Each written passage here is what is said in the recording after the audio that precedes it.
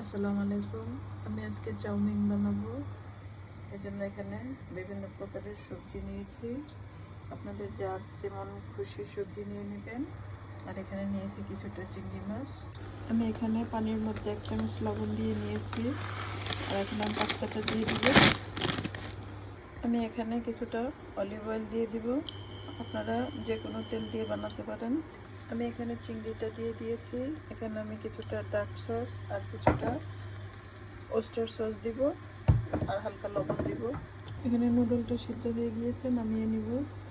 আমি এখানে কিছুটা রসুন কুচি দিয়েছি আর 2টা কাঁচামরিচ দিয়েছি কেটে। আর এখন সবজি দিয়ে দিব।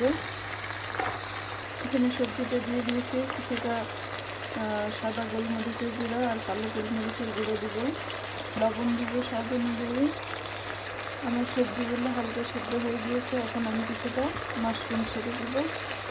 এখানে আমি কিছুটা টেস্টিং সল্ট দিব। আপনারা চাইলে স্কিপ করতে পারেন, যদিও টেস্টিং সল্ট আসলে ভালো না। এখানে আমি 1 বাটি মাংস ভেজে রেখেছিলাম, এটাকে আমি কুচি করে নিয়েছি, দিয়ে দিলাম। এর মধ্যে কিছুটা চাইনিজ ক্যাবেজ আর গাজর আর ক্যাপসিকাম আমি সবার শেষে দিয়ে দিলাম। আমি এখন নুডলটা মিক্স করে দিব। নুডলটাকে আমি গরম পানি থেকে নামিয়ে বেশ ঠান্ডা পানি দিয়ে একটু ধুয়ে নিয়েছি, যাতে একটার সাথে আরেকটা লেগে না যায়। আমার চাউমিনটা হয়ে গিয়েছে। আশা করি সবার কাছে ভালো লাগবে। তো ভালো থাকবেন সবাই।